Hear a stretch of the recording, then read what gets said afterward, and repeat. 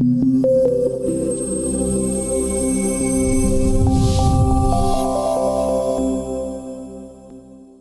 does not bring sustainability of that result. Are we following? Verse 2.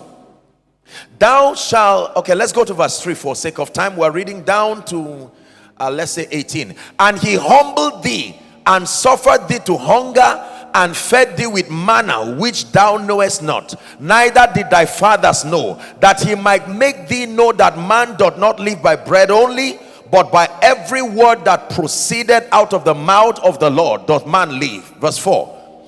It says, thy raiment waxed not old upon thee, neither did thy foot swell these 40 years. Thou shalt also consider in thy heart that as a man chasteneth his son, so the Lord thy God chasteneth thee. Therefore thou shalt keep the commandments of the Lord thy God to walk in his ways and to fear him. For the Lord thy God bringeth thee into a good land. Somebody say good land. It is God that brings men into a good land. A land of brooks of water, of fountains and depths that spring out of valleys and hills. What a land. A land of wheat, barley, vines, fig trees, pomegranates. A land of oil, olive and honey. It says a land wherein thou shalt eat bread without scarceness. Say amen. Thou shalt not lack anything in it. A land whose stones are iron, and out of whose hills thou may dig brass. When thou hast eaten, this is where the problem starts. When thou hast eaten and art full, and then thou shalt bless the Lord thy God for the good land which he hath given you. 11 now is where the caution starts. Beware. Someone say beware. Beware that thou forget not the Lord thy God in not keeping his commandments and his judgments and his statutes which I command you this day.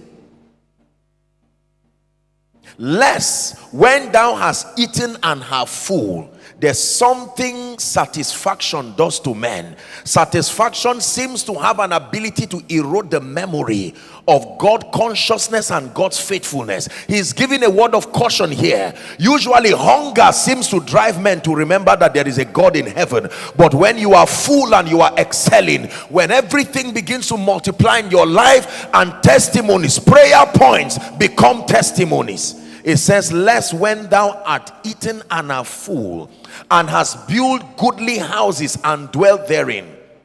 We're almost done. And when your herd and your flocks multiply, and thy silver and thy gold is multiplied, and thou and all that thou hast is multiplied, then thy heart be lifted up, and thou forget the Lord thy God, which brought thee forth out of the land of Egypt from a house of bondage, who led you through that great and terrible wilderness. Are we still here? Wherein were fiery serpents, scorpions and drought, where there was no water, who brought thee forth water from out of the rock of flint. 16. Who fed thee in the wilderness with manna, which thy fathers knew not, that he may humble thee, and that he may prove thee to do thee good at thy later end. Verse 17. And thou shalt say in thy heart, my power and the might of my hand has done me this. And then verse 18 says, but thou shalt remember the Lord thy God, for it is he that giveth thee power to get wealth, that he may establish his covenant which he swore unto your fathers, as it is this day. 2 words of caution the Bible gives us in the presence of plenty, in the presence of increase, in the presence of abundance, in the presence of results. That let it be that when these things begin to happen to you, when your prayer requests have become your testimonies, when men begin to celebrate your achievements and you begin to make notable advancements, number 1, the first word of caution is do not forget to keep his commandments, his judgments, his statutes. Do not forget to keep his commandments, his judgments, his statutes. You find that in verse 11. This is the first side effect that happens to men in the presence of results. Do not believe anyone who tells you results do not have an effect on you. No.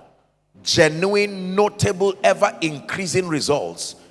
It doesn't just have an effect on those who listen or follow or participate, your audience. Even you, the one who God has used to produce the result, your own result can destroy you. The first thing results can do is to make you change the formula that brought you there. The first side effect is that usually you will find no need again to obtain grace and discipline to walk in keeping with the results that brought you there. There's no pressure. Every point to be proven has been proven. Complacency is the danger that happens when you are at the place of success. And so he says, do not change the principles. If prayer brought you here, keep praying. If fasting brought you here, keep fasting. If the study of the word brought you here, if character brought you here, do not tamper with the formula. Are we together? Most times people do not last because they stop doing what brought them to the place of greatness. No prayer again, no fasting again, no passion for souls again, no passion for everything. Listen, whatever brings you to the table of greatness is what sustains you while you are there. You must obtain grace. Pay attention. Pay attention. Pay attention. Do not just enjoy success. Study it. Study the process and the pathway. Let me tell you this. The greatest part of success is not the result. Is the person you become when you get there. Your becoming is more important than your obtaining.